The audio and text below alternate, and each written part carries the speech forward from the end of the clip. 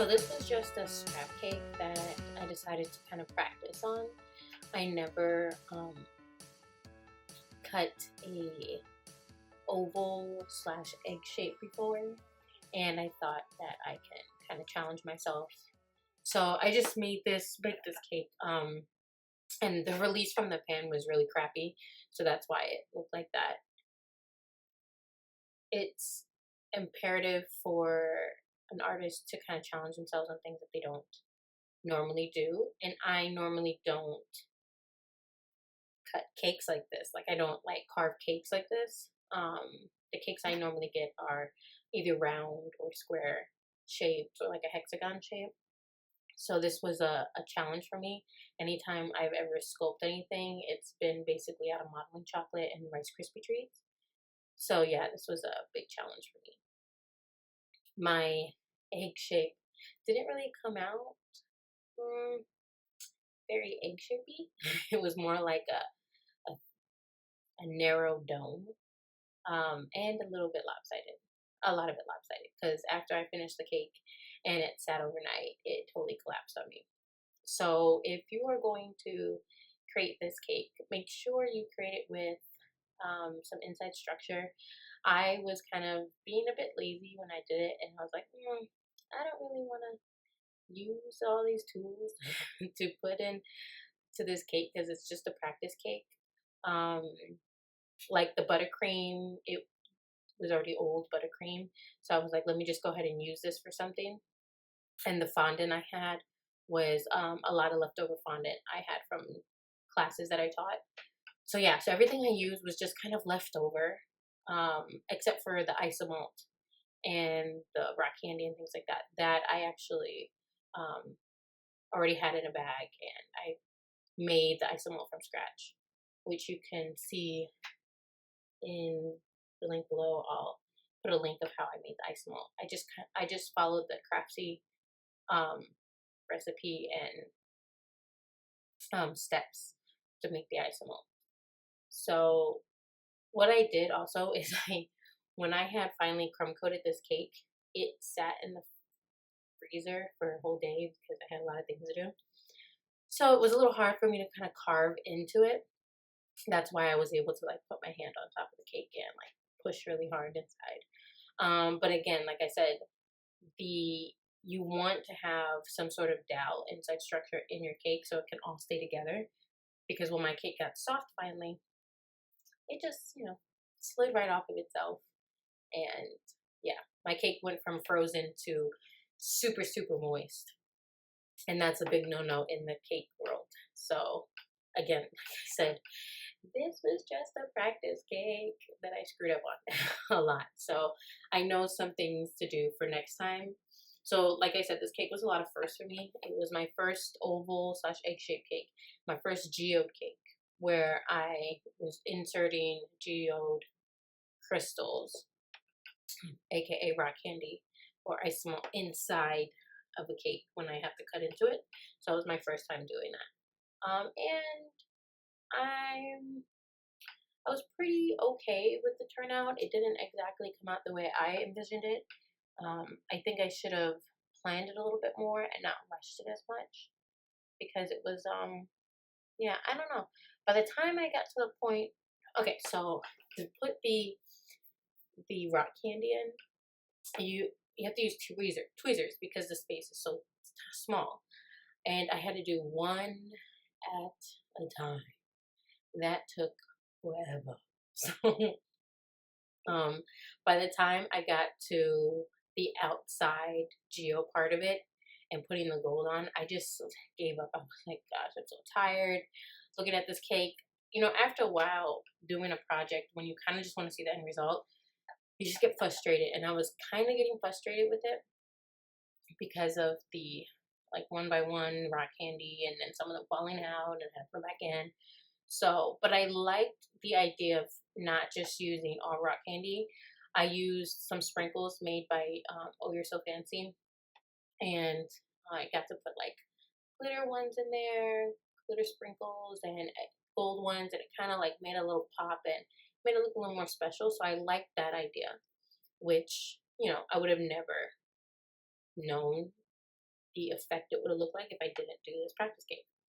And I also liked the idea of me creating the marble effect on this, but I needed to add I needed to add some shortening to it, so my fondant was really dry. The house was really cold also. So the fondant dried up a little bit, so I do need to practice on putting fondant around a round shape, shaping it around a round shape, so I won't get that elephant skin and I can get a little more smoother fondant. I mean, it was pretty smooth at the end, but at the bottom, I had a lot of elephant skin, like a lot. So I just filled that in with buttercream, and it looked a little more better, but not my standard on cake decorating for sure. Like you can see here, some of the elephant skin in the right hand corner. It was just like, oh my goodness. So when I started cutting into it, you can see I kind of like screwed up a little bit. I cut too far to the edge and it showed the seam, which it really kind of didn't matter because the geode covered that, so there's no biggie. And you can see my egg shape like started out as an egg on top and didn't really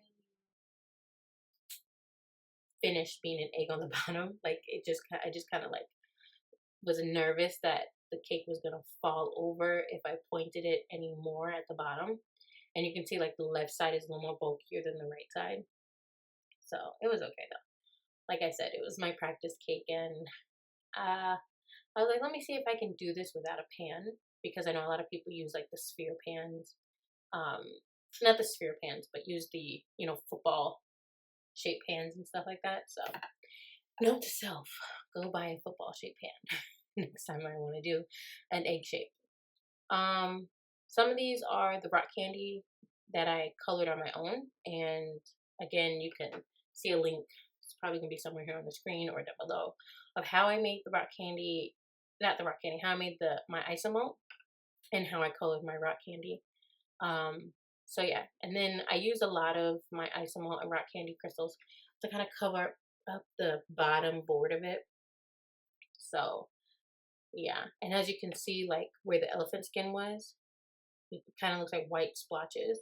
That's where I was able to like fill it in with buttercream and smooth it out. And you see how I use like little gold pieces there. So yeah, and then I'm just putting some cracks in it because I wanted the egg to look like it was cracking. And then I filled those in a little bit with some gold and some of the rock candy and sprinkles and stuff. I enjoyed that idea of the cake looking like it was cracking, but I don't think I executed it very well. Like in all, the final result, the cake was cute. But if you knew my intentions, you'd be like, yeah, no, that's not really your level, Jelena, and it's not. I don't know. I just felt like it wasn't as good as I could have got because I knew how my feelings were as I was making it. I was just kind of like, oh God, I don't want to do this anymore. So yeah, that's pretty much it. I filled it all in and just kind of covered any spots that I thought was ugly with whatever I had created prior to making the cake, the crystals and stuff like that. And then I made some wafer paper flowers that also a link around here somewhere popping up right now or down below. I will show you a quick time lapse of how I made those flowers. Really simple and easy way to make them. Perfect to kind of use on any cake and fill in, any spaces that you need to fill in with. Because I'm really, if you have noticed, I'm really big on wafer paper. So I thought I'd do a cute little free tutorial. So yeah, so this was basically the end of my cake, my egg. The challenge was for me to do an egg shape using flowers also. So I really wanted to focus more on the egg shape because I'm pretty comfortable with flowers. So the egg shape is where I was like, let me see if I can do this. And it wasn't very easy. So to all of my fellow bakers, cake artists out there, sweet makers, I suggest if you're ever going to make something that you've never done before. So if this was for a customer, I'd be like, I gotta do this over. If just, practice first. I plan on redoing this cake sometime in the future, maybe again next year around Easter time. And then that way I can get a little more practice, and I can kind of understand where I went wrong. So yeah, I suggest that you always practice your the certain element that you need to do before actually working on it for a customer. So I hope by watching this time lapse, you've learned some do's and don'ts. Do use inside structure when you are doing a carved cake, no matter how small it is. Do take your time so you don't get elephant skin. And practice these cakes that you don't know how to make before you make them for a customer. So, yeah, those are things that I've learned.